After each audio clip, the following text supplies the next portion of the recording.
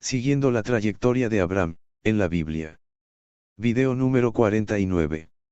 Siguiendo la trayectoria de Abraham, es una serie de videos, donde se detalla lo que la Biblia enseña acerca del patriarca Abraham, desde el capítulo 11, de Génesis, hasta el capítulo 25. Se detalla, versículo por versículo, comenzando en el capítulo 12. En este video de hoy, vamos a estar meditando acerca de Génesis 16:14, y acerca de Génesis 16:15. Comenzando con Génesis 16:14. Génesis 16:14, dice: Por lo cual llamó al pozo, pozo del viviente que me ve. He aquí está entre Cades y Bered. Génesis 16:14. Los detalles de Génesis 16:14. Cuando Agar tuvo el encuentro con el ángel de Yahvé, ella se dirigió a él como El Roi, el Dios que me ve. Este es el único lugar de la Biblia donde aparece Dios como El Roi. El Dios de Agar es el que sabe cuántos cabellos tenemos en la cabeza, conoce nuestras circunstancias pasadas, presentes y futuras. Cuando oramos a El Roi, estamos orando a quien lo sabe todo acerca de nosotros. Agar tuvo el encuentro con el ángel de Yahvé, Jesucristo, al lado de un pozo de agua. Este versículo nos dice que Agar nombró a ese pozo, pozo del viviente que me ve, ubicado entre Cades y Bered. En este lugar, fue donde Dios oyó la oración de Agar, y donde Agar oyó la promesa del ángel, ver Génesis 16:10. Cades, quiere decir santuario, o sea, un lugar que es santificado para el servicio divino. Bered, quiere decir granizo. En la Biblia, la palabra granizo, es un símbolo para la verdad, porque nosotros leemos en Isaías 28:17, que dice, y granizo barrerá el refugio de la mentira. Algunos conocedores de la Biblia dicen que, Bered, también significa saludo. Si esto es así, ¿qué quiere decir esto? Simplemente significa que Dios viene a nuestro encuentro, en la hermosura de la santidad para platicar con nosotros, y tener comunión con sus hijos. Él no nos ha dejado huérfanos, como dice Juan 14:18, en la Biblia. Al Agar nombrar al pozo, viviente que me ve, eso quiere decir que ella entendió que el que le apareció, no es un ángel normal, y así es, porque el ángel de Yahvé que le apareció, no es nada menos que Jesucristo, nuestro excelso Salvador, en su condición antes de ser encarnado en María. Él fue quien cuidó a Agar, y a su feto en su vientre. El lugar nombrado Cades, en el Viejo Testamento, se conoce hoy en día con el nombre, Tel, el cual está, a unos 71 kilómetros al sur de Hamat, en Siria. Por otro lado, el lugar llamado Bered, estaba ubicado en la parte este del desierto de Sur, ver Génesis 16:7. En este pasaje sale a relucir uno de los tantos nombres de Dios, o sea, el viviente que me ve. Este nombre fue dado a Dios por Agar. Ella posiblemente no tenía pendiente el hecho de que el Dios de Abraham la observaba, y que conocía las razones de sus problemas, y que él estaba interesado en ella. Pero cuando ella se dio cuenta de eso, puso como nombre al pozo que encontró, pozo del viviente que me ve. Salmo 139:7-8 dice, ¿a dónde me iré de tu espíritu, y a dónde huiré de tu presencia? Si subiere a los cielos, allí estás tú, y si en el Seol, hiciere mi estrado, he aquí, allí tú estás. Este mismo Dios nos observa, por lo que debemos considerar nuestra manera de vivir, para permanecer en cuenta con Él, como nos dice Isaías 1:18.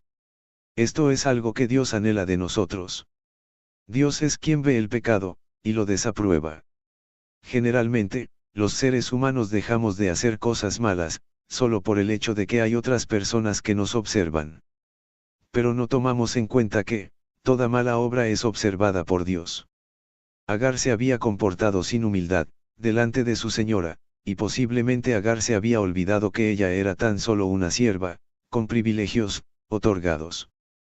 Por eso, el ángel del Señor le dijo, vuélvete a tu señora, y ponte sumisa bajo su mano, en Génesis 16:9, como haciéndole saber que, era por su falta de humildad, por lo cual ella se encontraba en esa situación.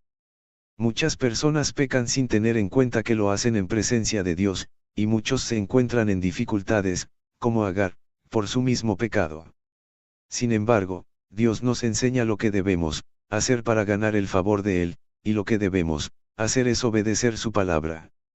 Salmo 32:8 dice, te haré entender, y te enseñaré el camino en que debes andar, sobre ti fijaré mis ojos. Los ojos de Dios están puestos sobre nuestras vidas, y un día estaremos delante de su presencia, y seremos juzgados conforme a nuestras obras. Si estas fueron buenas, ganaremos su aprobación, pero si fueron malas, recibiremos el castigo merecido. Debemos tener siempre presente que, si una persona se ha arrepentido de sus pecados, Jesucristo, es la clave para recibir el perdón de Dios. ¿Cuántas veces ignoramos que Dios siempre está viendo, u observando cada cosa que nosotros decimos, hacemos, o pensamos? Estamos conscientes que su presencia siempre está sobre nosotros, a cada momento, y a cada instante. Medite usted en esto. Comprendamos en nuestros corazones que, Dios siempre está velando sobre buenos y malos. Esto nos ayudará a no pecar, ni a preocuparnos por las injusticias que podríamos sufrir por causa de Jesús. Él es el viviente que nos ve. Todo lo ve, y todo lo sabe. Debemos entender, al igual que Agar, que Dios es un viviente que nos ve. Todo esto nos enseña que cuando nos encontramos sufriendo, o experimentando alguna prueba, glorifiquemos a Dios, ver 1 de Pedro 4:16, y tomémoslo, como una oportunidad de conocer más bien a Dios, y estar más cerca de Él. Con el tiempo, y las diversas experiencias, nosotros podemos decir como dijo Agar, Él es el viviente que nos ve. Hasta aquí con Génesis 16:14. Ahora vamos a meditar acerca de Génesis 16:15. Este versículo dice, y Agar dio a luz un hijo a Abraham, y llamó el nombre del hijo que le dio Agar, Ismael, Génesis 16:15. Detalles de Génesis 16:15. El nombre Ismael quiere decir, Dios oye. En este caso, Dios oyó la angustia de Agar. Debemos tener en cuenta que, bajo Génesis 16:15, Agar representa la ley, revelada a Moisés. Mientras que Sarai, representa la gracia, ver Romanos 4:16.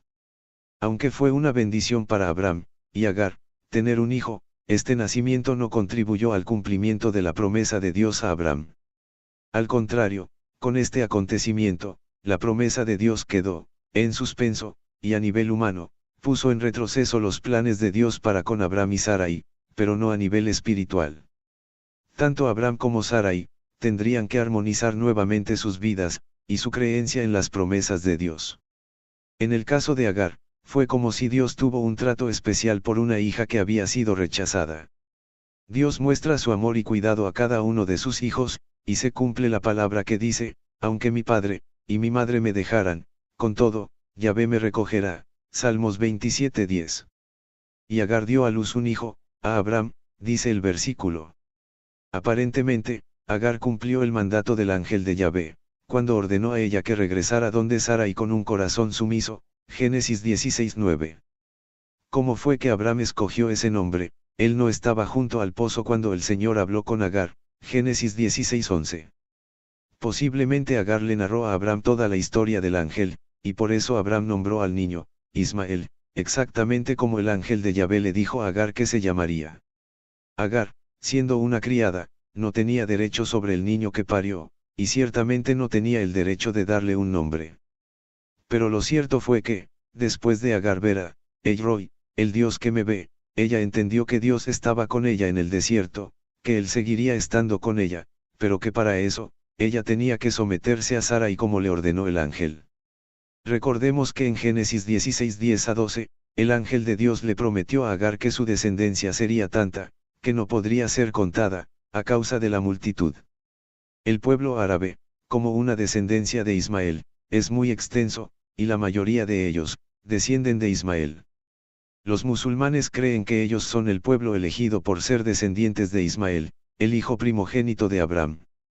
Podemos ver en este versículo bíblico, que Agar, a pesar de no ser hija de la promesa porque era egipcia, ella reconoció a Dios, Génesis 16:13, y el Señor le demostró a Agar que, Él es un Dios de promesas y un Dios que cumple sus promesas.